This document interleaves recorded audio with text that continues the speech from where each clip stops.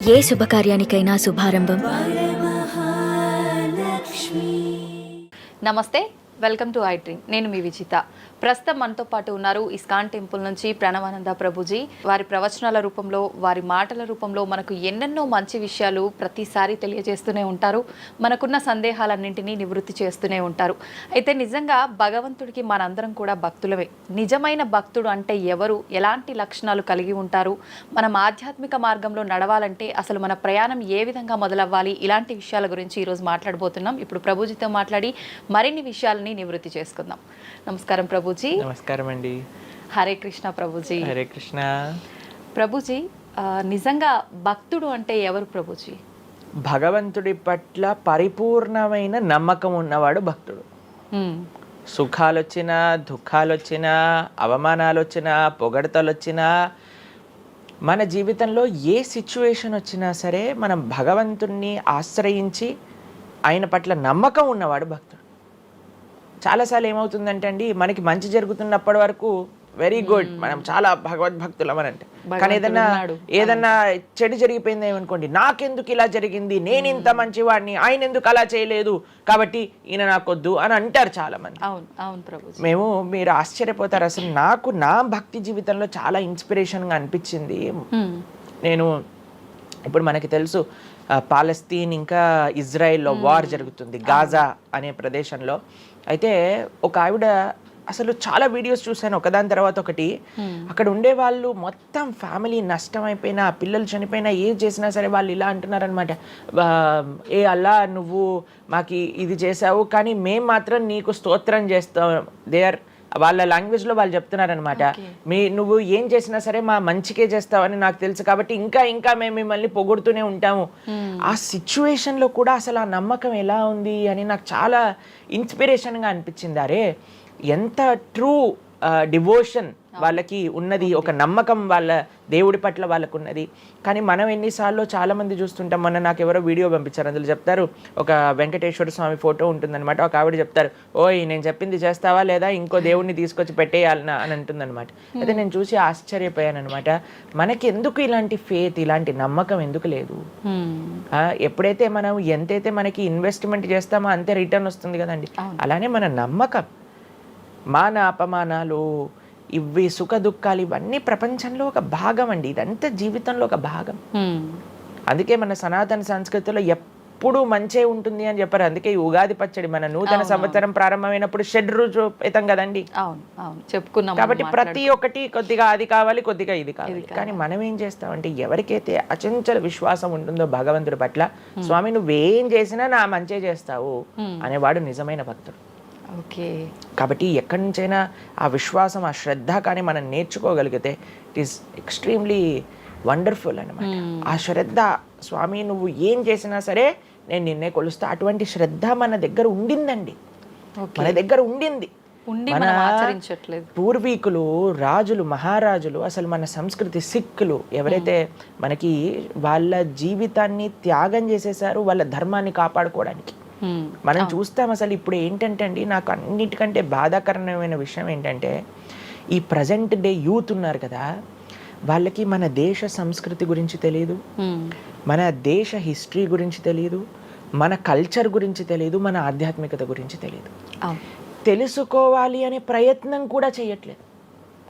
ఎవరు అసలు దేశాన్ని కాపాడాలనుకుంటుంది? అసలు మన పూర్వీకులు మనకి ఎలాంటి సంపత్తిని ఇచ్చారు? ఏవో టీవీలలో వచ్చే చెత్త ప్రోగ్రాములు చూడటము, టైం వేస్ట్ చేసేయటము. ఇప్పుడు మాకు చెప్తున్నారు, ఎవరో బిగ్ బాస్ అనేదో ప్రోగ్రామ్ వస్తుందట. జనాలందరూ అసలు ఏమొస్తుంది చెప్పండి? మన జీవితంలో ఏదైనా మార్పు కలగలిచ్చా? మనకి లేదు.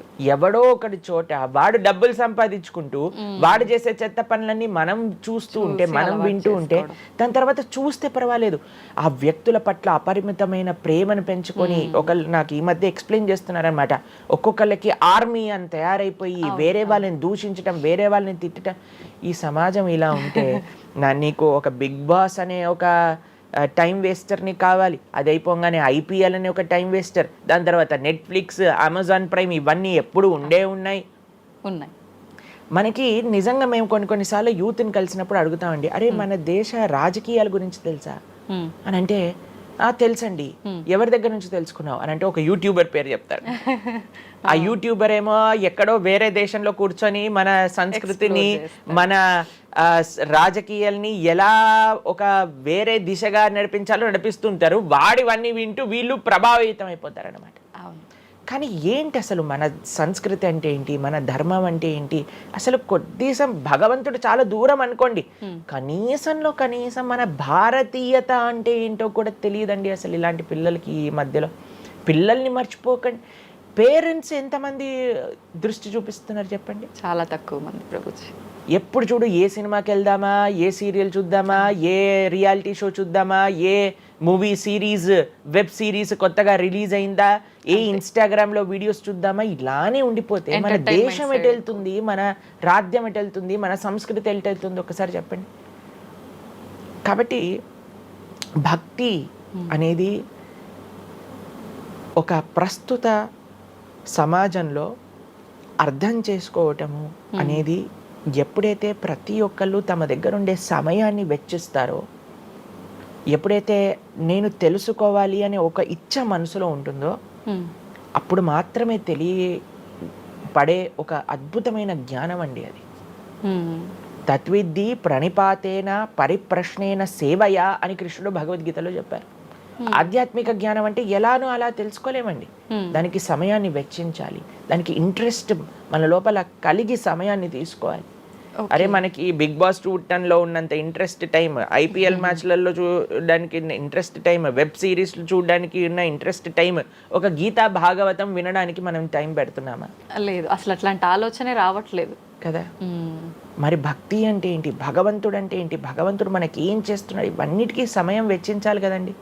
కాబట్టి అందుకే మనం ఎప్పుడు చెప్పేది, ఒక భక్తుడు అనేవాడు అన్నిటికంటే అదృష్టవంతుడు. ఎవరికైతే భగవంతుడి యొక్క కృప అనుభవంలోకి వస్తుందో, అటువంటి అనుభవం కానీ మనం పొందాలి అని అనుకుంటే మనం సమయాన్ని కేటాయించాలి. ఇది చాలా ముఖ్యమైన విషయం. అయితే మనం ఆధ్యాత్మిక ప్రయాణం మొదలు పెట్టాలి అంటే ముందుగా చేయాల్సిన పని, మొట్టమొదటి అడుగు ఆధ్యాత్మిక ప్రయాణం ముందు పెట్టాలి అని అంటే ఇన్స్టాగ్రామ్, వాట్సాప్ని తగ్గించాలి. ఓకే. ఇంతకు ముందు ఏకాదశి, ఇప్పుడు రేపు ఏకాదశి ఉపవాసం అంటే నిర్జల ఉపవాసం అని లేదా పలాహార ఉపవాసం అని అలా చెప్తారు. కొన్ని సంవత్సరాలు అయిపోయాక ఉపవాసం అని అంటే కనీసం ఈ రోజైనా ఫోన్ చూడొద్దు అని చెప్పే రోజులు కూడా వస్తాయేమో అనిపిస్తుంది. ఎందుకంటే ప్రతిసారి కూడా అడిక్టెడ్ జనాలందరూ కూడా వాట్సాప్ వీడియోలు, స్టేటస్లు, ఇన్స్టాగ్రామ్, యూట్యూబ్, టీవీ వీటితో అడిక్ట్ అయిపోయి ఎంత సమయాన్ని వెచ్చిస్తున్నారు. అసలు మీరు అన్నట్టుగా జపం చేయడానికి అడుగురా అంటే జపం చేయడానికి సమయం లేదంటారు, వాట్సాప్ స్టేటస్ మాత్రం చూడడానికి సమయం ఉంటుంది. ఎంత విచిత్రం చెప్పండి. కాబట్టి మనము చాలా జాగ్రత్తగా మొట్టమొదటి అడుగు ఏంటి అని అంటే మనం చెయ్యకూడని విషయాలు పక్కన పెట్టడం. ఏంటి? అక్కర్లేని విషయాలు వినటం, అక్కర్లేని విషయాలు మాట్లాడటం, అక్కర్లేని విషయాల గురించి ఆలోచనలు చేయటం. వీటన్నిటిని పక్కన పెట్టి 4 నియమాలు చెప్పారండి మన శాస్త్రంలో భక్తిలో ముందుకెళ్ళడానికి, ధర్మ మార్గంలో ముందుకెళ్ళడానికి. మద్యం పానం శ్రియాసూన యథా అధర్మశ్చ చతుర్విధం అని భాగవతం చెప్తుంది. 4 రకములైన తప్పుడు అలవాట్లను మనం నిషేధన చెయ్యాలట. ఏంటి ఆ 4? మద్యము అని అంటే మద్యాన్ని సేవించటం, ఎనీ టైప్ ఆఫ్ ఇంటాక్సికేషన్ అని అనుకోండి, సిగరెట్లు కానీ, మందు కానీ, గుట్కా, మానిక్ చంద్, పాన్, ఇంకేమంటారు టొబాకో, ఇవన్నీ డ్రగ్స్, ఇవన్నీ అసలు చెప్తూ ఉంటే మిగతా ఎనీ కైండ్ ఆఫ్ ఇంటాక్సికేషన్ దీన్ని పక్కన పెట్టాలి. ఓకే, మనం భక్తి మార్గంలో ముందుకెళ్ళాలి అని అంటే చెప్తున్నాను. 2 మద్యం పానం శ్రియ అసూన. జూదము ఇంతకుముందు జూదం ఆడుతూ ఉండేవారు, మనకు తెలుసు పాచికలాట అని అనేవారు. మహాభారతంలో యుధిష్ఠిర మహారాజు గారు ఆడినప్పుడు ఏమైంది వాళ్ళ జీవితంలో మనందరికీ తెలుసు. ఎన్ని కష్టాలు పడాల్సి వచ్చింది, ఆస్తంతా వెళ్ళిపోవాల్సి వచ్చింది, అరణ్యానికి పాలవ్వాల్సి వచ్చింది. చాలా మంది అడుగుతారు ఎందుకు మహాభారతం యుధిష్ఠిరుడు ఆడాడు. ఆయన ఆడి చూపించారు, అయ్యా ఆడితే ఈ పని అవుతుంది. మనందరికీ ఎగ్జాంపుల్ సెట్ చేయడానికి ఆయన చేశారు. సరే, ఆయన చేసింది తప్ప కాదా, ఆయన ఏం అనుభవించారో తెలుసు కదండి. మనం ఎందుకు చెయ్యాలి ఆ పని? ఇప్పుడు జూదం యొక్క విపరీతమైన కాన్సిక్వెన్సెస్ తెలుసా అండి. ఇప్పుడు బెట్టింగ్ గేమ్లని, ఐపీఎల్ మ్యాచెస్కి బెట్టింగ్స్ అని, లేదా ఏది వస్తే దానిపైన బెట్టింగ్లు పెట్టడం, అవి ఇవి ఎన్ని అప్లికేషన్స్ తయారైపోయి ఎన్ని ఒక యువతని ఒక తప్పుడు మార్గంలో పెట్టడానికి. అసలు మాకు అప్పుడప్పుడు మేము యూట్యూబ్ చూస్తాం కదండి ప్రవచనాలు వినడానికి, మా గురువు గారి ప్రవచనాలు వినడానికి మేము చూస్తుంటాం అనమాట.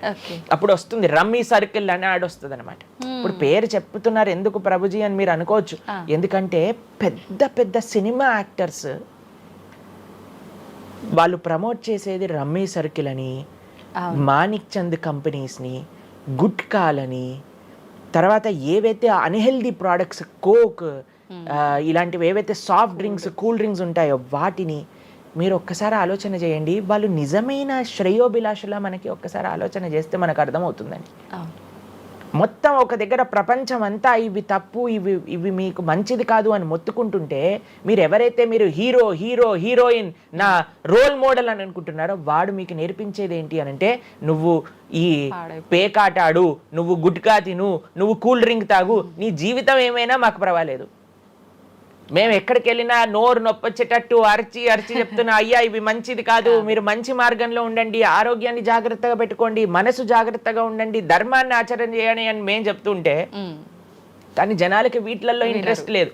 వీళ్ళకి నా రోల్ మోడల్ వాళ్ళు, నా రోల్ మోడల్ ఇది అని ప్రొద్దు నుంచి రాత్రి దాకా ఇన్స్టాగ్రామ్లో చూడటం, వాళ్ళగా మాట్లాడటం, వాళ్ళగా వస్త్రాలు వేసుకోవటం, వాళ్ళలాగా మేము కూడా వాళ్ళలాగా అవ్వాలి అని అనుకుంటే వాళ్ళు ఏం నేర్పిస్తున్నారు మీకు ఒక్కసారి ఆలోచన చేయండి. ఎంతమంది దేశంలో ఉండే యువత మొత్తం కూడా తప్పుడు మార్గంలోకి వెళ్తే మన భారతదేశ భవిష్యత్తు ఏం కావాలో ఒకసారి చెప్పండి. కాబట్టి ఫస్ట్ ఏమన్నా మనం ఇంటాక్సికేషన్, సెకండ్ గ్యాంబ్లింగ్ అని అంటారు, జూదం, ఏ ప్రకారమైన జూదమైనా సరే దాన్ని పక్కన పెట్టాలి. మూడవది మాంసాహారాన్ని సేవించడం, ప్రాణిహింస చెయ్యకూడదు, భగవద్భక్తి మార్గంలో ముందుకెళ్ళాలి, భగవంతుని తెలుసుకోవాలి అని అంటే. మనం లాస్ట్ టైం దీని గురించి మాట్లాడుకున్నాం, మనం ఎక్స్ప్లెయిన్ చేసాం అనమాట క్లియర్గా ఎందుకు మనం మాంసాహారాన్ని స్వీకరించకూడదు అని. అది భౌతికంగా మనకి మంచిది కాదు, ఆరోగ్యరీత్యా మంచిది కాదు, ఎమోషనల్గా మంచిది కాదు, ఎన్వైరన్మెంటల్గా మంచిది కాదు, స్పిరిచువల్గా మనకి మంచిది కాదు అని ఈ రీజన్స్ అన్ని చెప్పాం. అయితే నిన్నటి రోజున మాకు ఆ వీడియో పంపించారనమాట. సరే ఏమున్నాయి అబ్బా కమెంట్స్లో అని చదువుతుంటే చాలా మంది అన్నారు, రోజు ఈ వీడియో చూడటం వల్ల మేము మాంసాహారం తినటం మానేసాము, మాకు క్లారిటీ వచ్చిందని చాలా కమెంట్స్ ఉన్నాయి. కొంతమంది ఏం రాశారు తెలుసా అండి, మరి ప్లాంట్స్కి, మరి ఆకుకూరలకి, తర్వాత మనం పండించే మొక్కలకు కూడా ప్రాణం ఉంది కదా అని.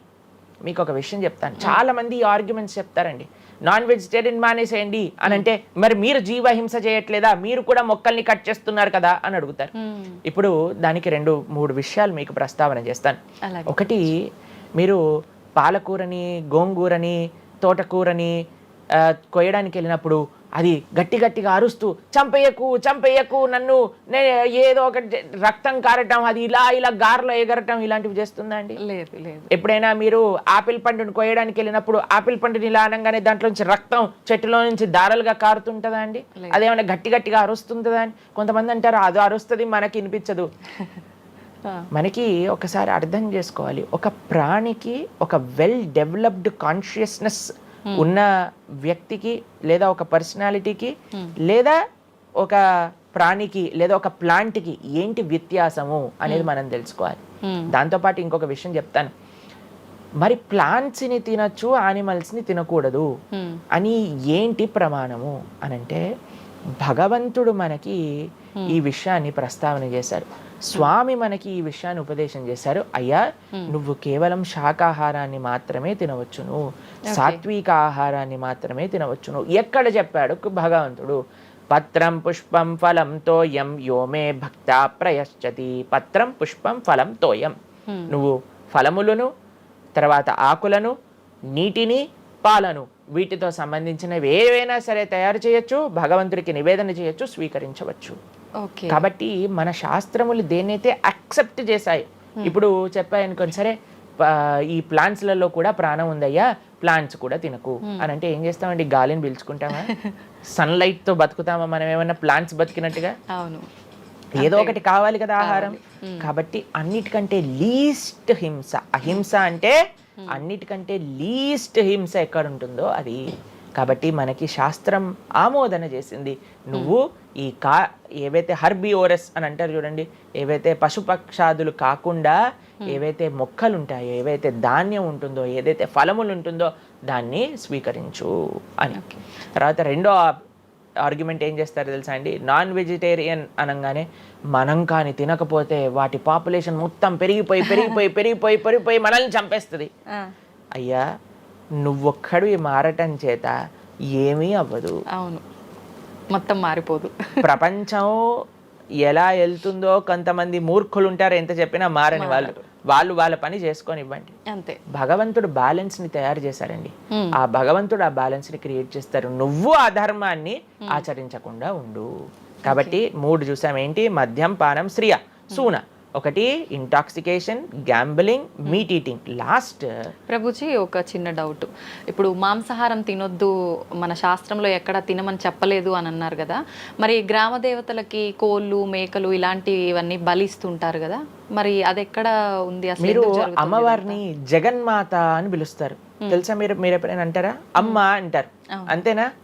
ఒక తల్లికి, ఒక తల్లితనంలో మీరు కూడా మదర్ కదండి, మీ పిల్లలకి ఏదైనా ఒక చిన్న బాధ కలిగితే మీరు ఓర్చుకోగలుగుతారా చెప్పండి? లేదు. అస్సలంటే అసలు అలాంటి ప్రస్తావనే తేయకూడదు ప్రభుజీ అని అంటారు. అవును, అంతేనా కదా? మరి జగన్మాత అని మనం అంటున్నప్పుడు ఆ జగత్తుకి తల్లి, జగత్తు మొత్తం అని అంటే ఆ పక్షి, ఆ ప్రాణి కూడా అదే జగత్తులో పుట్టిందే కదా. అంటే ఆ ప్రాణికి కూడా ఆవిడే కదా తల్లి. ఆ తల్లి ముందు మనం ఇలాంటి పనులు చేస్తే అమ్మకి నచ్చుతుందా నచ్చదా చెప్పండి? నచ్చదు. కాబట్టి ఇవన్నీ ఎక్కడొచ్చాయి అని అంటే మధ్యలో ఎక్కడో ఒక చోట కొన్ని తప్పుడు ఆచరణలన్నీ కూడా మన లోపలికి దూసుకొచ్చేసాయి అన్నమాట. కానీ బలి అనేది ఎప్పుడు ఇవ్వకూడదు. సాత్వికమైన ఆరాధన అన్నిటికంటే శ్రేష్టమైన ఆరాధన. ఈ బలులు ఇవ్వటం వీటన్నిటిని తామసిక ఆరాధన అని అంటారు. కాబట్టి మనము ఎంతైతే మీరు బలి అంటే ఏంటో తెలుసా అండి, ఏదో ఒకటి సమర్పణ చేయటము. సమర్పణ చేయటాన్ని, దాంట్లో ప్రాణిని సమర్పణ చేయటం కంటే మనకుండే అహంకారాన్ని సమర్పణ చేస్తే అమ్మవారు ఇంకా ఆనందిస్తారు. మన దగ్గర ఉండే దంభాన్ని సమర్పణ చేసేస్తే, బలిచ్చేస్తే ఇంకా ఆనందంగా ఉంటారు. దంభము అని అంటే గర్వం. ఓకే. అహంకారము, దంభము, ఈ రెండిట్లో వ్యత్యాసం ఏంటో తెలుసా అండి? గర్వము అని అంటే మనం చేసిన దానికి మనం గర్వపడటం అనమాట. నేనే చేశాను, నా అంతటి వాడు లేడు. దంభము అంటే చెయ్యని దానికి కూడా గర్వపడడం. ఓకే. కాబట్టి మనకుండే అభిమానాన్ని, మనకుండే ఆ లోభాన్ని, వీటన్నిటిని అమ్మవారికి సమర్పణ చేయండి, ఇంకా మంచి, ఇంకా ఆనందిస్తారు. అందుకే మనం తల నీలాలు ఇస్తాం. చాలా మందికి తెలియదు అసలు దేవుడు ఏం చేసుకుంటాడండి మన జుట్టుని, డాండ్రఫ్ తోటి ఉన్న జుట్టుని. దేవుడికి ఎందుకు సమర్పణ చేయాలి మనం తల నీలాలు అని అంటే, అయ్యా నేను జుట్టు ఉంటే ఎప్పుడు కూడా ఇలా ఇలా ఇలా హెయిర్ స్టైలింగ్ చేసుకుంటూ నేనేదో చాలా హ్యాండ్సమ్ మ్యాన్, చాలా హ్యాండ్సమ్ ఉమెన్ అనుకుంటూ ఉంటారు కదా అందరు కూడా. అయ్యా నా యొక్క ఆ సెల్ఫ్ కాన్షియస్నెస్ ని సమర్పణ చేస్తున్నా నీ దగ్గర. మనం గుడికి వెళ్ళి కొబ్బరికాయ కొడతాం. కొబ్బరికాయ ఎందుకు కొడతామండి? మనం కూడా అలాంటి హార్టెడ్ వ్యక్తులం అనమాట. మనకు కూడా ఆ గర్వంతో మనం కూడా అంత పైన ఉండే షెల్ ఉంటుంది కదా, ఎంత హార్డ్గా ఉంటుంది. కానీ ఎప్పుడైతే అది పలగొట్టేస్తామో అప్పుడు లోపల మంచి తీయటి నీరు మనకి దొరుకుతుంది. కొబ్బరి ఎంత స్వీట్గా ఉంటుంది అది మనకు కలుగుతుంది. మన హృదయంలో ఆ సున్నితమైన భావాలు ఉన్నాయి, కానీ మనకుండే అజ్ఞానము, మనకుండే అహంకారం, మనకుండే అవిద్య దాన్ని ఆపేస్తుంది. అందుకే భగవంతుడి ముందు, స్వామి నీ ముందు నా అహంకారాన్ని సమర్పణ చేస్తున్నా అనే భావనతో మనం కొబ్బరికాయ కొట్టాలి. అంతేగాని కొబ్బరికాయ తీసుకెళ్ళి కొట్టేసి నేను ఈరోజు 108 కొబ్బరికాయలు కొట్టాను దేవుడి దగ్గర అనే అహంకారం వచ్చింది అనుకోండి, కొబ్బరికాయ కొట్టడమే వేస్ట్, ఫలితం లేదు. కాబట్టి మనందరం అర్థం చేసుకోవాలి అసలు ఏంటి భావన. బలి అని అంటే ప్రాణి బలి కాదయ్యా, నీ దగ్గర ఉండే చెడు గుణాలను బలి. కాబట్టి ఈ 3 విషయాలు అయిపోయి 4వ విషయం ఏదైతే మనం చేయకూడదో, ఇలిసిట్ సెక్స్ అని అంటారు, వ్యభిచారము అని అంటే పురుషులు స్త్రీలు, స్త్రీలు పురుషులు. నిన్నే ఒకళ్ళు చెప్తున్నారు, ఒక టీవీలో ఒక న్యూస్ వచ్చిందట, వన్ ఆఫ్ ది మోస్ట్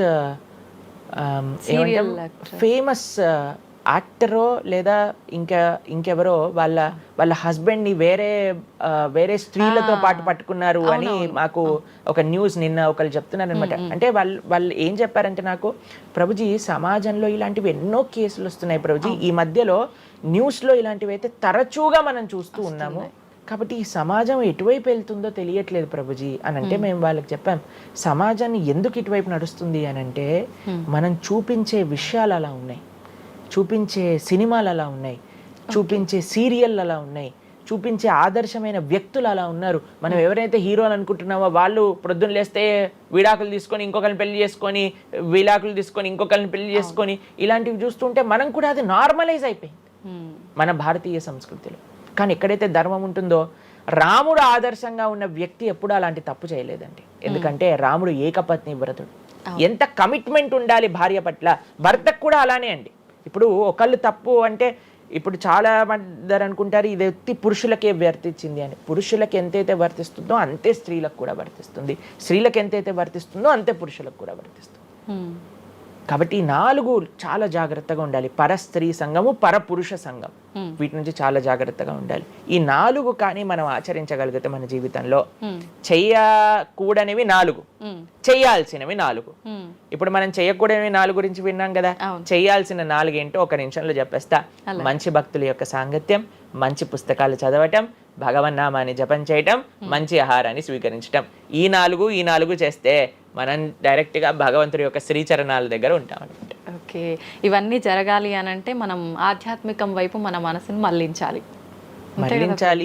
మనకి ఆధ్యాత్మికము అవసరము అని మనం తెలుసుకోవాలి. ఎప్పుడైతే తెలుసుకుంటామో మనం సమయాన్ని ఇవ్వగలుగుతాం. ఓకే ప్రభుజీ, జపం అని అంటుంటారు. నిజంగా జపం అంటే ఏంటి ప్రభుజీ? ఏ విధంగా జపం చేయాల్సి ఉంటుంది? జపము మనకి కలియుగంలో తరించడానికి మార్గం. కృతేయ ధ్యాయతో విష్ణుం త్రేతాయాం యజతోమకై ద్వాపరే పరిచర్యాయాం కలో తత్ హరికీర్తనం అని చెప్పారు. భగవంతుడి యొక్క నామ జపం అత్యంత శ్రేష్టమైనది. కృష్ణుడు భగవద్గీతలో ఏం చెప్తారో తెలుసా అండి, అన్నిటికంటే గొప్ప యజ్ఞం, యజ్ఞములలో నేను ఒక యజ్ఞాన్ని అని చెప్తారు. ఏ యజ్ఞం తెలుసా? యజ్ఞానాం జప యజ్ఞోస్మి అని భగవంతుడు చెప్తారు. అన్నిటికంటే గొప్ప యజ్ఞం జపం చేయడం అనమాట. ప్రతిరోజు జపం చేయాలి. మేము ప్రతిరోజు 2 గంటల పాటు జపం చేస్తాం ప్రొద్దున పూట. ఏంటి జపం చేయాలి? భగవన్నామాన్ని జపం చేయాలి. భగవన్నామము అత్యంత సులభంగా మనల్ని భగవంతుడి యొక్క కృపని తెచ్చిపెడుతుంది, భగవంతుడి యొక్క రియలైజేషన్ మనకిస్తుంది అనమాట. అందుకే హరిర్నామ హరిర్నామ హరిర్నామేవ కేవలం కలోర్నాస్తేవ గతిరన్యద అని చెప్పారు. అన్నిటికంటే శ్రేష్టమైనది ఎటువంటి రూల్స్ అండ్ రెగ్యులేషన్స్. ఇప్పుడు కొంతమంది అనుకుంటారు జపం అంటే చాలా రూల్స్ ఉండాలి, అది చేయాలి ఇది చేయాలి అని. ఏం లేదు, చక్కగా శుచిగా ఉండండి, శుభ్రంగా ఉండండి, భగవంతుడి ముందు దీపం పెట్టండి, కూర్చోండి, ఒక జపమాల పట్టుకోండి. హరే కృష్ణ కృష్ణ కృష్ణ హరే హరే, హరే రామ రామ రామ హరే హరే. సింపుల్ మంత్రం, ఎవరైనా చేయొచ్చు, ఎటువంటి కాంప్లికేషన్స్ లేదు. ఏ స్థితిలో ఏ అవస్థలో ఉన్న వాళ్ళైనా సరే చక్కగా జపం చేయొచ్చు. ఎటువంటి నియమాలు లేదు. ఎప్పుడైనా సరే చక్కగా భగవన్ నామానికి నియమం లేదు, మంత్రాలకి నియమాలు ఉన్నాయి, కానీ ఇది భగవన్ నామం. ఇటువంటి నామాన్ని కానీ మనం హరినామం అని అంటారు దీన్ని. ఈ హరినామాన్ని కానీ చక్కగా జపం చేయగలిగితే మనకి బ్రహ్మాండమైన ఫలితాలు, ఆ భగవంతుడి యొక్క కృప మనం ఎక్స్పీరియన్స్ చేయగలుగుతాం మన జీవితంలో. ఇప్పుడు మీరు చూడండి, నోట్లు ఎప్పుడైనా మనం లెక్క పెట్టామనుకోండి, ఎలా లెక్క పెడతారు తెలుసా? ఇలా 1 2 3 4 5 6 7 8 9 10 అని లెక్క పెడతారు, అంతేనా? ఏదైతే నోట్లు లెక్క పెట్టేటప్పుడు ఎప్పుడు మనం బయటికి లెక్క పెడతాం, ఎందుకంటే ఇది ఎప్పుడు బయటికి వెళ్ళేదే. కానీ జపం చేసినప్పుడు ఎలా లెక్క పెడతారో తెలుసా అండి? మీరు జపం చేస్తుంటే హరే కృష్ణ కృష్ణ కృష్ణ హరే హరే, హరే రామ రామ రామ హరే హరే అని లోపలికి అంటాం మాలని. నోటిని బయటికి అంటాం, జపాన్ని లోపలికి అంటాం లెక్క పెట్టేటప్పుడు. ఎందుకంటే ఇది ఎప్పుడు మనతో పాటు వచ్చేది ధనం, ఇది వెళ్ళిపోయే ధనం. కాబట్టి శాశ్వతంగా మన లోపలతో వచ్చే ధనం, జన్మాంతరాలకు కూడా మనల్ని ఉద్ధరింపజేసే ధనం ఏదన్నా ఉంటే అది భగవన్నామ జపం. నిజంగా ఎంత మంచి మాట ప్రభుజీ. అసలు ఈ లాజిక్ అర్థమే కాలేదు ఎప్పుడు మాకు. మీరు చెప్పేదాకా ఇంత లాజిక్ ఉంది అని అనిపించలే. చాలా మంచిగా చెప్పాము. ప్రతి ఒక్కళ్ళు చిన్న పిల్లల నుంచి, మా దాంట్లో మా గ్రూప్ లో మీరు చూస్తే చిన్న పిల్లల నుంచి వృద్ధుల వరకు అందరు జపం చేస్తారు. అంతెందుకండి, మీరు చూస్తారు హరే కృష్ణ భక్తులు దేశ విదేశాల నుంచి ఉన్న వాళ్ళందరూ జపమాల పట్టుకొని జపం చేసే వాళ్ళని మనం చూడట్లేదు. కాబట్టి మనకి ఎందుకు జపం రాదు? టైం వస్తుంది, టైం ఉంది. ఎక్కడెక్కడ టైం వేస్ట్ చేస్తున్నామో తెలుసుకుంటే ఎక్కడ దాన్ని యూటిలైజ్ చేయాలో తెలుస్తుంది. సమయంతో పనుందా ప్రభుజీ? ఏ సమయంలో అయినా చేసుకోవచ్చు, కానీ ప్రొద్దున పూట చేస్తే అత్యంత శ్రేష్టమైనది. ప్రొద్దున పూట మనం త్వరగా లేసి త్వరగా స్నానం చేసి త్వరగా జపం చేసుకోగలిగితే ఆ రోజంతా బ్రహ్మాండంగా ఉంటుంది. ధ్యానం కూడా చేస్తుంటారు చాలా మంది. జపానికి ధ్యానానికి వ్యత్యాసం ఏంటి? మనము భగవన్నామ మంత్రాన్ని నామాన్ని జపం చేస్తూ భగవంతుడి గురించి ధ్యానం చేయాలి. ఓకే. ఇప్పుడు జస్ట్ ధ్యానం, చాలా మంది మాకు ఈ కంప్లైంట్ చేస్తుంది, ఇప్పుడు ధ్యానం చేస్తే మనసు నిలకడగా ఉండట్లేదు, మనసు ఎక్కడికి వెళ్ళిపోతుంది, అక్కర్లేని ఆలోచనలు వస్తున్నాయి. ఇప్పుడు చూడండి, పిల్లవాడు అటు ఇటు ఇటు అటు కదులుతున్నాడు అనుకోండి, ఇంట్లో ఏయ్ అనగానే అయిపోతారు. అలా మన మనసు కూడా అటు ఇటు ఇటు అటు కదులుతూ ఉంటుంది. కానీ ఎప్పుడైతే మనం మంత్రంతో ధ్యానం చేస్తామో అప్పుడు మనసు ఇలా వెళ్ళిపోయింది అనుకోండి పక్కకి, హరే కృష్ణ అనగానే ఆ మనసు వచ్చేస్తుంది, వామ్మో వీడు కాన్షియస్గా ఉండండి నేను అటు ఇటు వెళ్తుంటే. కాబట్టి మనసు కూడా మనం ఆ నామం పట్ల మనం ధ్యానం చేయొచ్చు. ఎప్పుడైతే మనం నామాన్ని మంచిగా జపం చేస్తామో ఆ నామంలోంచే భగవంతుడి యొక్క రూపం, గుణం, లీల అవన్నీ కూడా ప్రకాశితం అవుతాయి. కానీ ఫస్ట్ మనం ధ్యానం నామం పైన పెట్టాలి. మన ఉచ్చారణ కరెక్ట్గా ఉందా, మనం చక్కగా ఆ నామాన్ని వింటున్నామా, దీనిపైన ధ్యాస ఉండాలన్నమాట. నిజంగా చాలా మంది ధ్యానం చేసేటప్పుడు ఆ ఏకాగ్రత అనేది రావట్లేదు, ఎన్నిసార్లు ప్రయత్నించినా అంటుంటారు కదా ప్రభుజీ. ఏం చేయాలంటారు ఆ ఏకాగ్రత రావాలంటే? ప్రాక్టీస్ చేయాలి. అభ్యాసేనతు కౌంతేయ, అభ్యాసం చేయాలి. ఇదేదో చాలా మంది ఏం చేస్తారు తెలుసా అండి, ప్రభుజీ నేను 3 రోజుల నుంచి జపం చేస్తున్నా కానీ నాకు ఆ రుచి కలగట్లేదు. అయ్యా 300 కోట్ల జన్మలు తీసుకున్నాం మనము, ఆ జన్మాంతరాల్లో ఉండే వాసనలు ఉన్నాయి కదా, కొద్దిగైనా మనం సమయం ఇవ్వాలి భగవంతుడి యొక్క నామం. ఇప్పుడు మురికి పట్టిన ఒక క్లాత్ ఉందనుకోండి, ఇంకులో ముంచేసిన క్లాత్ ఉందనుకోండి, దాన్ని ఇచ్చాను అనుకోండి, ఇప్పుడు ఒక్క ఉతుకుల్లో పోతుందా ఇంకంతా? ఒక ఉతుకు తర్వాత ఇంకో ఉతుకు తర్వాత ఇంకో కొద్దిగా వెళ్తూ ఉంటుంది, కొద్దిగా వెళ్తూ ఉంటుంది. కొన్నిసార్లు మనకి ఫస్ట్ 3-4 వాషెస్లో తెలియదు అసలు పోయిందా లేదా. పోతుంది కానీ మనకు అంత ఎవిడెంట్గా కనిపించదు. కానీ 10, 15, 20, 30 సార్లు అయ్యాక తెలుస్తుంది. 100 సార్లు అయ్యాక మళ్ళీ మనకి తెల్లగా ఆ క్లాత్ బయటికి వచ్చేస్తుంది. అలానే మనం కూడా ప్రయత్నం చేస్తూ ఉండాలి. ఎన్ని జన్మలు మనం మాయకి ఇచ్చేసి ఒక జన్మలో 3 రోజులు మనం భగవన్నామాన్ని జపం చేసి ఇప్పుడు నాకేం కలగలేదు అని అంటే ఎలా చెప్పండి? ఆ నిష్ఠ, ఆ సిన్సియారిటీ ఇవ్వాలి టైం మనకి. ఎలాగైతే మీరు టైం దీనికి ఇచ్చారో అలానే టైం భగవంతుడు కూడా ఇవ్వాలి. తప్పకుండా ఆ ప్రాసెస్లో తప్పులేదు. మన సిన్సియారిటీ ఎంత సిన్సియర్గా మనం చేస్తే అంత తొందరగా మనకు కృప అనేది లభిస్తుంది. ఓకే ప్రభుజీ, పునర్జన్మలు అని అంటుంటారు. పునర్జన్మలు ఉంటాయా? ఇందాక మీరు చెప్పినట్టు ఎన్నో జన్మల వాసనలు మనకి ఈ జన్మలో కూడా అవి ఉంటాయి అని చెప్పన్నారు కదా, ఆ వాసనలకు సంబంధించిన ఆ లైఫ్ని మళ్ళీ ఈ జన్మలో మనం అనుభవిస్తామా? తప్పకుండా. మీరు అంతెందుకండి, మీరే ఎన్నోసార్లు మీ జీవితంలో కొంతమందిని కలిసి ఉంటారు. వాళ్ళు చెప్తారు ఇది ఈ జన్మలోంచి కాదు, పక్కా వీడి పోయిన జన్మలోదే ఈ లక్షణం. ఎందుకంటే చాలా మంది అంటారు మా ఇంట్లో ఎవరండి ఇలా ఉండరండి కానీ వీడికొక్కటే ఈ గుణం వచ్చింది అని అంటూ ఉంటారు. మనం చాలాసార్లు చూస్తాం చిన్న పిల్లలకి వాళ్ళకి మనకు నేర్పించకుండానే ఒక టాలెంట్ వచ్చేస్తుంది. వాళ్ళు ఆ విధంగా నేను మొన్న బృందావనం వెళ్ళినప్పుడు మేము చూసాం, అక్కడ చిన్న పిల్లవాడండి, నాకు తెలిసి 3-4 సంవత్సరాలు ఉంటాయి, 250 కంటే ఎక్కువ ట్యూన్లలో హరే కృష్ణ మంత్రాన్ని పాడుతున్నాడు ఆయన.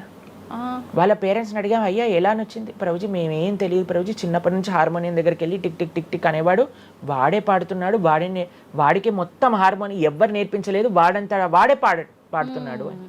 అలా ఎన్నో. మీరు డాక్టర్ ఐన్ స్టీవెన్సన్, మీరందరూ ఇంటర్నెట్ ఉంది కదా, మీ అందరికి ఫోన్లు ఉన్నాయి కదా, డాక్టర్ ఐన్ స్టీవెన్సన్ అని నొక్కండి. 2500 కంటే ఎక్కువ కేసుల పైన ఆయన రీసెర్చ్ చేశారు. రీఇన్కార్నేషన్, పునర్జన్మ కలిగిన కేసెస్లో అనమాట. కాబట్టి మీరు జస్ట్ రీఇన్కార్నేషన్ కేసెస్ అని మీరు యూట్యూబ్లో టైప్ చేస్తే ఎన్నో వస్తాయి మీకు. కాబట్టి పునర్జన్మ ఉన్నది. పునర్జన్మ సిద్ధాంతాన్ని ప్రస్తావన చేసి వాటిని నమ్మకం ఉన్న వాళ్ళే సనాతన ధర్మానికి సంబంధించిన వాళ్ళు అనమాట. కాబట్టి ఏది కూడా మనకి స్పాంటేనియస్గా రాదు, అంతా కూడా కర్మ. What ever we do that comes around అనమాట. కాబట్టి ఈ పునర్జన్మ సిద్ధాంతం అనేది తప్పకుండా ఉన్నది. పునర్జన్మ ఉంటుంది, జన్మాంతరాల వాసనలు అనేవి ఉంటాయి. ఎప్పుడైతే మనం ఆధ్యాత్మిక సాధన, ఎప్పుడైతే మనం భగవద్భక్తి చేస్తామో ఆ వాసనలన్నీ కూడా తొలగిపోతాయి. మనం చక్కగా మంచి ధార్మికమైన వ్యక్తిలా మనం మళ్ళీ మారచ్చు అనమాట. ప్రభుజీ, పునర్జన్మ ఉంటుంది అని అనుకున్నాం మనం. అయితే పునర్జన్మ అంటే అంతకుముందు జన్మకు సంబంధించిన పాపం పుణ్యం ప్రతి ఒక్క దాని ప్రభావం ఈ జన్మలో ఉంటుందంటారా ప్రభుజీ? తప్పకుండా. చాలా మంది అంటారు ప్రభుజీ వాళ్ళు ఇంత పిచ్చి వాళ్ళు కానీ ఇంత ఆనందం ఎందుకు వస్తుంది అని అంటే, వాళ్ళు గత జన్మలో చేసిన పుణ్యం ఇప్పుడు వాళ్ళకి వస్తుంది, ఈ జన్మలో చేసే పాపం మళ్ళీ వస్తుంది. ఎవరు కూడా ఎస్కేప్ అవ్వలేరండి. ఇప్పుడు మీరు అనుకుంటున్నారు మనం బాధపడుతున్నాం, గత జన్మలో చేసిన పాపాన్ని ఇప్పుడు మనం అనుభవిస్తున్నాం, ఇప్పుడు మేము మంచి వాళ్ళం ప్రభుజీ, మీకు కూడా వస్తుంది ఆ ఛాన్స్. కాబట్టి ఈ కర్మ సిస్టమ్ ఏదైతే భగవంతుడు ఇది చేశారో దాని నుంచి ఎవ్వరు ఎస్కేప్ కాలేరు. ఆయన సిస్టమ్ చాలా పక్కా. ఇక్కడ ఉండే మనం అప్పుడప్పుడు ట్రాఫిక్ సిగ్నల్ ని దాటేసి ట్రాఫిక్ పోలీస్ నుంచి ఎస్కేప్ అవ్వచ్చు, కానీ భగవంతుడి యొక్క రేడార్ నుంచి ఎస్కేప్ అవ్వలేదన్నమాట. ఎందుకంటే ఆయన హృదయంలో ఉండే కదా అన్ని నోట్ డౌన్ చేసుకునేది. కాబట్టి తప్పకుండా గత జన్మ పుణ్యము గత జన్మ పాప ఫలితాలు ఈ జన్మలో అనుభవించాల్సిందే. చాలా మంది మమ్మల్ని అడుగుతారు, ప్రభుజీ నరకానికి తీసుకెళ్తారు కదా. ఆ నరకానికి తీసుకెళ్తారు, మరి నరకంలోనే అంత అయిపోగొడితే మళ్ళీ ఈ జన్మలో ఇవ్వటం ఎందుకు? ఇన్స్టాల్మెంట్లో వస్తాయి, ఈఎంఐస్ కింద కట్టాల్సి వస్తుంది అనమాట మన ఫలితాన్ని. కొద్దిగా నరకంలో, కొద్దిగా ఈ జన్మలో, మళ్ళీ వచ్చే జన్మ. ఒకటేసారి ఆ యొక్క ఫలితాన్ని కానీ ఇచ్చేస్తే మనం తట్టుకోలేము. కాబట్టి భగవంతుడి యొక్క కృప నిజంగా చెప్పాలంటే ఇన్స్టాల్మెంట్స్ లో వచ్చేది. ఇప్పుడు చూడండి, ఒకసారి 10 కోట్లు కట్టాలి అంటే అది ఈజీయా, లేదా ఇన్స్టాల్మెంట్ లో కట్టాలంటే ఈజీయా? అందుకే కదండి అందరు ఈఎంఐలు కావాలండి. అలానే పుణ్యం, అలానే పాపం కూడా. కొద్దిగా స్వర్గంలో అనుభవించు, కొద్దిగా ఇప్పుడు అనుభవించు, మళ్ళీ నెక్స్ట్ జన్మలో అనుభవించు. అది తప్పదు, ప్రతి ఒక్కళ్ళు అనుభవించాల్సిందే. లేకపోతే చెప్పండి, అసలు ఈ జన్మలో ఎందుకు కొంతమంది కష్టాలు అనుభవిస్తున్నారు? కొంతమందికి పుట్టుక నుంచే కష్టం వస్తుంది, కొంతమంది కొన్ని డిఫెక్ట్స్ తో పుడతారు. ఎందుకు? If God is equal to everybody, then why did God create different people differently అని అంటే భగవంతుడు తయారు చేయలే, భగవంతుడు ఇనిషియేట్ చేశారు ఆ సిస్టమ్ ని. దాంట్లో మనం ఏ విధంగా చేస్తే ఆ కర్మ ద్వారా అలా మనం పుట్టవలసి వస్తుంది. కానీ మనము పాస్ట్ గురించి చింత, ఏయో ఎన్ని పాపాలు చేశానో నాకు ఇది వస్తుంది, దీని గురించి చింత చేయకండి. అయ్యా నేను ఫ్యూచర్లో ఇది చేసి నేను ఇలా చేయబోతుంది, దాని గురించి ఇప్పుడు నీ దగ్గర సమయం ఉంటే నువ్వు ఇప్పుడు ధర్మాచరణ చెయ్యి, ఇప్పుడు భగవంతుడిని ఆశ్రయించు, ఇప్పుడు ధార్మికంగా ఉండు. భగవంతుడు దీన్ని రెండింటినీ తీసేస్తారా, ఆయన యొక్క లోకానికి మనం వెళ్ళవచ్చు. కాబట్టి భగవంతుడు అదే చెప్పారు, సర్వధర్మాన్ పరిత్యజ్య మామేకం శరణం వ్రజ అహం త్వాం సర్వ పాపేభ్యో మోక్షయిష్యామి మా శుచ. ఇది భగవంతుడు ఇచ్చిన ఒక ఆశ్వాసన భగవద్గీతలో. అన్నిటినీ వదిలిపెట్టేసాయి, అన్ని రకాల చెడు వస్తువుల్ని, అన్ని రకాల మంచి, నువ్వు నాకు శరణు వేరు, నేను నీ పాప పుణ్యాలు మొత్తం తీసేస్తాను. యద్గత్వా న నివర్ధంతే తద్ధామ పరమం మమ. భగవంతుడి దగ్గర నుంచి చేరుకున్నాం అనుకోండి, మళ్ళీ ఈ ప్రపంచంలో ఈ యొక్క కష్టాలు ఉండే ఈ నేలపైన మళ్ళీ రావాల్సిన అవసరం లేదు. స్వామితో బ్రహ్మాండంగా స్వామి యొక్క సేవలో సుఖంగా ఉండొచ్చు మనం. అయితే ప్రభుజీ చాలా మంది చెప్తుంటారు, అన్ని అనుభవించింది తప్పదు అన్నప్పుడు ఎందుకు భగవంతుని ఆరాధన చెయ్యాలి అని. వాళ్ళందరికీ ఇది మంచి సమాధానం ప్రభుజీ. నిజంగా చాలా మంది ఇదే అంటుంటారు, అంతే కదా, ఎంత భగవంతుని ఆరాధించినా ఈ కష్టాలు తప్పట్లేదు, అసలు లైఫ్ ఏం చేంజ్ అవ్వట్లేదు, మనశ్శాంతి లేదు, ఎందుకు అసలు ఆరాధించాలని చెప్పి అసలు భగవంతుని పూజించడం కూడా మానేస్తుంటారు. మళ్ళీ ఇప్పుడు ఆపేస్తే మళ్ళీ నెక్స్ట్ ఏంటి అని ఆలోచన చేయాలి. కాబట్టి ఇప్పుడుండే వాటితో మనం ఇది చేసామనుకోండి, ఇంత ధర్మాచరణ కూడా ఆపేశారనుకోండి, ఇంకా ఆ పుణ్య పాప ఖాతాలు అలానే పెరిగిపోతూ ఉంటాయి. కానీ చివరికి వచ్చేది ఈ ప్రపంచంలోకే కదా. కాబట్టి మనకి చెడు చేయటం పనికిరాదు, కేవలం మంచి చేయటం కూడా పనికిరాదు. భగవద్భక్తి అన్నిటికంటే టాప్ మోస్ట్.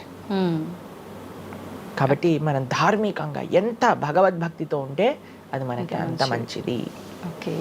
ప్రభుజీ కర్మ సిద్ధాంతం అన్నారు కదా, అసలు కర్మ సిద్ధాంతం అంటే ఏంటి ప్రభుజీ? ఏం చెప్తోంది అసలు? మనం చెయ్యంది మనకి రాదు, మనం చేసింది తప్పకుండా మనకు వస్తుంది. ఇదే కర్మ సిద్ధాంతం. Every action has equal and opposite reaction. ఇలా అయితే ఈ లా ఉందో అదే కర్మ సిద్ధాంతం. అంటే నువ్వు చేసింది ఏదైనా సరే ఆ యొక్క ఫలితం నుంచి తప్పించుకోలేవు. తర్వాత ఏదైతే నువ్వు చేసావో దాని నుంచి తప్పించుకోలేవు. మంచైనా చెడైనా, మొన్న అయింది నీకు ఈ రోజు వస్తుంది, ఈ రోజు చేసిన దానికి రేపు వస్తుంది. ఇదే కర్మ సిద్ధాంతం అంటే. కాబట్టి ఎప్పుడు ఇది మన మనసులో ఉండాలి. అరే ఈ రోజు నాకు ఏదైనా బాధ ఉంటే నేను ఏదో చేశానేమో, కాబట్టి ఏదో చేశాను అయిపోయింది, ఈ రోజు ఈ కష్టం వచ్చింది, కృష్ణ నువ్వు నాకు శక్తినివ్వు ఈ కష్టాన్ని ఎదుర్కోవడానికి. ఇప్పటి నుంచి నేను ఇలానే మంచిగా ఉంటాను, ఎప్పుడూ అధర్మం వైపు వెళ్లకుండా ఉంటాను, స్వామి నువ్వే రక్ష అని ఆ ధర్మ చింతన ముందుకు తీసుకెళ్ళటం. ఇప్పుడు కానీ మనం ఆ ధర్మ సంకల్పం చేసుకుంటండి, రేపటి రోజున మరి చాలా మంది రేపు ఎవరు చూసారో లేదో, అయ్యా రేపు ఎవరు చూసారో లేదో అని కానీ మీ పిల్లవాడు చెప్పి నేను ఇప్పుడు కష్టపడను, రేపు నాకు ర్యాంక్ వచ్చాక నాకు ప్లేస్మెంట్ వస్తుందో లేదో నాకేం గ్యారంటీ ఉంది కాబట్టి నేను చదవను అన్నాడు అనుకోండి, ఏం చెప్తారు మీరు? నాన్న నువ్వు ప్లేస్మెంట్ గురించి బాధపడకు, ఫస్ట్ నీ కర్తవ్యం చదవటం నువ్వు చదువు, దాని తర్వాత నీకు వస్తుంది, నీ జీవితం సెటిల్ అవుతుంది, అంతే కదండి. మనం కూడా లేదు రేపు ప్రొద్దున ఎవరు చూసారు స్వర్గాన్ని నరకాన్ని కాబట్టి నేను ఇప్పుడు ధర్మాచరణ చెయ్యను అని అంటే మీ పిల్లవాళ్ళు కూడా ఎక్కడైతే చదవను అని అంటారో అలానే మనం కూడా తయారవుతాం. చాలా మంది అండి పెద్దవాళ్ళు పిల్లలకి మాత్రం మంచి నీతులు చెప్తారు, కానీ వాళ్ళ దగ్గరకు వచ్చేసరికి వాళ్ళు ఆచరించడానికి రెడీగా ఉండరు అనమాట. కాబట్టి మీరు ఒక్క విషయాన్ని ఆలోచించండి, మీరు ఏం చెప్తున్నారో అది మీరు ఫాలో అవుతున్నారా? పెద్దలు ఫాలో అవుతేనే అది పిల్లలు ఆచరిస్తారు, లేకపోతే ఆచరించరు. పిల్లలకి స్కూల్ ఎలానో మనకి భగవంతుడి యొక్క సృష్టి చేసిన ఈ ధర్మం అలాంటి. కాబట్టి ఈ రెండిట్లో మనం చాలా జాగ్రత్తగా ఉండాలి. ప్రభుజీ, చాలా మంది ఏ పని చేయాలన్నా కూడా ముందు వెనుక ఆలోచించి ప్రతిదీ జ్యోతిష్యాన్ని పట్టి దాని ప్రకారంగానే పనులు చేస్తూ ఉంటారు. నిజంగా జ్యోతిష్యాన్ని నమ్మొచ్చు అంటారా? జ్యోతిష్యం 100% కరెక్టే, కానీ జ్యోతిష్యాన్ని నువ్వెంత సీరియస్గా తీసుకోవాలి అది ఆలోచించాల్సిన విషయం. జ్యోతిష్య శాస్త్రం అది, శాస్త్రం ఎప్పుడూ కూడా కరెక్టే, కానీ మనకి ఎంత అవసరం అది. ప్రతిరోజు ప్రొద్దున లేవంగానే రాశి ఫలాలు ఏమైపోయాయి అని కొంతమంది చదువుతూ ఉంటారు. ప్రతి చిన్న విషయానికి ఈ రోజు ఏమైంది, ఈ రోజు ఎలా ఉంది, ఆ రోజు ఎలా ఉంది, సండే పేపర్లో వచ్చింది, ఇంకా ఈ వారం ఎలా ఉండబోతుంది, ఇవన్నీ నీకు అవసరం లేదయ్యా. నువ్వు ధర్మాచరణ చెయ్యి, భగవంతుడి పట్ల నమ్మకం పెట్టుకో, ఆయన చూసుకుంటాడు. భక్తులు ఎవరు కూడా అలాంటి విషయాలని సీరియస్గా తీసుకోరండి. ఎందుకంటే బృందావనంలో ఒక భక్తులు ఉన్నారనమాట. ఆయన అంటారు, మొత్తం అన్ని గ్రహాలు నీకు అనుకూలంగా ఉండి నువ్వు కృష్ణ భక్తుడివి కానీ అవ్వకపోతే అన్ని గ్రహాలు అనుకూలంగా ఉండి నీకేం లాభం. తర్వాత అంటాడు, అన్ని గ్రహాలు ప్రతికూలంగా ఉండి కానీ నువ్వు కృష్ణ భక్తుడు అయితే ఏవి నిన్ను ఏం చేయలేవు. ఎందుకంటే భగవంతుడు అలాంటి రక్షణ ఇస్తాడనమాట. మనకి భగవంతుడి దగ్గర ఆ శక్తి ఉన్నది. కాబట్టి మనము దేన్ని ఎంత సీరియస్గా తీసుకోవాలి? మనకి కావాల్సినది ఆధ్యాత్మికత, భక్తి. భగవంతుడి గురించి విన్నామా, భాగవత రామాయణాదులు శ్రవణం చేశామా, స్వామికి ఆరాధన చేసుకున్నామా, ఆలయానికి వెళ్ళామా, గోసేవ చేశామా, ధార్మికంగా ఉన్నామా, ఎవరికి ఏం చెడు చేయలేదా, మంచి అందరి గురించి కూడా మంచి ఆలోచిస్తున్నామా, ఒకళ్ళతో మంచిగా మాట్లాడుతున్నామా, ఎవరికి చెడు చేయట్లేదా, ఇంతవరకు నీ ఆలోచన ఉంటే సరిపోతుందండి. ఈ ధర్మ చింతన మనకు కావాలి, అంతేకాని ఏమవుతుంది, నా రాసి ఏంటి, ఇదేంటి. ఇప్పుడు అంత పిచ్చి జనాలకి ఎలా పెరిగిపోయిందంటే, ఒకళ్ళు అంటారు ఈ ఉంగరం పెట్టుకోమంటారు, ఒకళ్ళు అంటారు ఇలా నీ పేరు రాయి అంటారు, ఒకళ్ళు అంటారు నీ పేరులో ఏ ఏ ఏ ఏ ఎక్స్ట్రా రాయమంటారు. ఇవన్నీ ఏంటి మారిపోయాయి? ఇవన్నీ మార్చుకొని నీ ఆచరణ కానీ మారకపోతే, నీ థింకింగ్ కానీ మారకపోతే, నీ ధర్మం పట్ల ఉండే అనిరుక్తి కానీ పెరగకపోతే ఇవన్నీ చేసి ఏం లాభం? కాబట్టి మనం ఎసెన్స్ ఆఫ్ ధర్మ భగవంతుడి ఆరాధన. సవై పుంసాం పరో ధర్మో యతో భక్తిర్ అదోక్షజే. అటువంటి స్వామిని ఆశ్రయించటంలో మన టైం పెట్టాలి, కానీ ఇలాంటి చిన్న చిన్నవి చూసుకోవటం, వీటి కోసం మనం సమయాన్ని వేస్ట్ చేసుకోవటం మంచిది కాదు. జ్యోతిష్యం కరెక్టా? 100% కరెక్ట్. నీకెంత కావాలి అది నువ్వు ఆలోచన చేసుకో. పెళ్లి చేసుకోవాలి, గృహ ప్రవేశం చేసుకోవాలి, ఏదైనా పెద్ద పెద్ద ఉంటే అప్పుడు మీరు చూడాలి ముహూర్తం, వివాహం చేసుకోవటం కానీ లేదా ఏమంటాం మన గృహ ప్రవేశాది పెద్ద పెద్ద కార్యములకి చూసుకోవాలి. ప్రతిరోజు, ప్రతి క్షణం, ప్రతి వారం, ప్రతి నెల. చాలా మందికి పొద్దున్నే చూడండి అసలు రోజు గడవదు.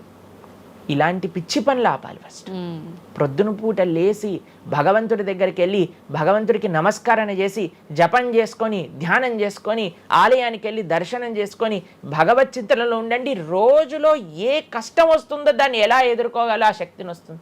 అంతేగాని ఏమున్నాయి రాశి ఫలాలు చదవటం వల్ల ఏం అవ్వదండి. కాబట్టి సొల్యూషన్ పైన కాన్సన్ట్రేట్ చేయండి, ప్రాబ్లం కోసం విశ్లేషణ చేయకూడదు. ఓకే ప్రభుజీ, చాలామంది ఇంట్లో నెగిటివ్ ఎనర్జీస్ ఉన్నాయి, దయ్యాలు తిరుగుతున్నాయి, లేదంటే ఎవరైనా ఒక పర్సన్కి దయ్యం పట్టింది అని చెప్పి చాలామంది ఎవరు ఇట్లా పంతుళ్ళు అట్లాంటి వాళ్ళ దగ్గరికి, మాంత్రికుల దగ్గరికి తీసుకెళ్ళడము, వాళ్ళు వదిలిస్తారని చెప్పటము, ఆ దయ్యం వీళ్ళని చాలా పీడిస్తుంది అని చెప్పడం, ఇలాంటివి చాలా వింటుంటాము సహజంగా. ఇదంతా నిజమే అంటారా ప్రభుజీ? అసలు దయ్యాలు అనేవి ఉన్నాయంటారా? ఆత్మలు, దయ్యాలు ఇవన్నీ ఉన్నాయండి, అది లేవు అని చెప్పలేము, ఉన్నాయి తప్పకుండా. ఎలా అయితే మీరు నెగిటివ్ ఎనర్జీ అంటారు కదా, నెగిటివ్ ఎనర్జీ ఎక్కడికి వస్తుందో తెలుసా అండి? నెగిటివ్ పీపుల్ దగ్గరికి వస్తుంది. ఎవరైతే ఎమోషనల్గా, ఎవరైతే స్పిరిచువల్గా, ఎవరైతే ఫిజికల్గా వర్నలబుల్గా ఉంటారో వాళ్ళ దగ్గరికి వస్తుంది. ఎవరైతే ఇంట్లో భగవద్ ఆరాధన ఉండదో, పూజ రూమ్లో ఏమీ లేకుండా చాలామంది ఇప్పుడు మాకు చాలా విచిత్రం అనిపిస్తుంది కొన్నిసార్లు.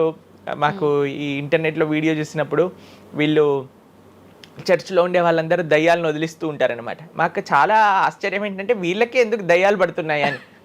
కాబట్టి ఎందుకు దయ్యాలు ఎవరింటి పర్సనాలిటీస్లోకి వెళ్తాయో తెలుసా అండి? ఎవరైతే క్లీన్లీనెస్ మెయింటైన్ చేయరో, ఓకే, ఎవరైతే సమయానికి స్నానం చేయటం కానీ, సమయానికి శుచిగా శుభ్రంగా ఇల్లు శుభ్రంగా ఉంచుకోవటం కానీ, దేవాలయంలో భగవంతుడి యొక్క మూర్తులకి చక్కగా ఆరాధన చేసి ధూపం, దీపం, నైవేద్యం, తోరణం, ఉత్సవాలు, పండగలు, యజ్ఞాది యాగాదులు ఇవన్నీ ఉన్న చోట ఎప్పటికీ నెగిటివ్ ఎనర్జీ అనేది ప్రవేశించలేదు.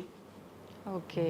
కానీ ఎక్కడైతే జనాలు డిమ్గా, డల్గా, ఎటువంటి వైబ్రెన్స్ లేకుండా ఎప్పుడు ఎమోషనల్ వర్నలబుల్గా బాధల్లో ఉంటూ, ఏ ఆధ్యాత్మికంగా లేకుండా, ఇల్లంతా గందరగోళంగా చెత్త చెదారంతో, ఎప్పుడైనా సరే ఫ్రెష్ ఫుడ్ కాకుండా స్టేల్ ఫుడ్, బయట సోర్స్ తెలియని ఫుడ్ వాటిని తినటం వల్ల అలాంటి మెంటాలిటీస్, అలాంటి నెగిటివ్ ఎనర్జీ ఈజీగా ఇటువంటి నెగిటివ్ ఎన్వైరన్మెంట్లోకి వచ్చేస్తుంది అనమాట. ఓకే. కానీ ఎప్పుడైతే మనం వైబ్రెంట్గా భగవన్నామ చక్కగా బొట్టు పెట్టుకొని, చక్కగా మంచిగా సాంప్రదాయంగా రెడీ అయ్యి, చీర సాంప్రదాయం, మన సాంప్రదాయం మన చీర అండి. భారతీయత మగవాళ్ళు అయితే ధోతి కుర్తా, ఇంతకుముందు ఉండేది శిఖ. ఎంత చక్కగా బొట్టు పెట్టుకొని చక్కగా అలంకరణ చేసుకొని ఇంట్లోకి వెళ్ళంగానే అసలు ఆ ధూపం యొక్క సువాసన వచ్చి చక్కగా పసుపచ్చతో మన గడప నుంచి స్టార్ట్ చేస్తే పైన తోరణం, కింద ముగ్గులు. అసలు ఒక సనాతన సాంప్రదాయం, ఒక హిందువు యొక్క ఇంటికి వెళ్తే ఏ దయ్యం అలాంటి ఇంట్లోకి వెళ్ళగలుగుతుంది చెప్పండి? మన సినిమాలలో మీరు చూసి ఉంటారు, దయ్యాలు ఎక్కడుంటాయి? పాతబడ్డ బంగ్లాలలో, ఎక్కడో క్లోజ్ చేసిన గెస్ట్ హౌస్లలో ఉంటాయి, అంతేనా? నిజం ప్రభుజీ. ఏదైనా దేవాలయంలో దయ్యం ఉండటం మీరు చూసారా ఎక్కడైనా? ఎందుకు ఉండదు? ఎందుకంటే అక్కడ భగవద్ ఆరాధన జరుగుతుంది కాబట్టి.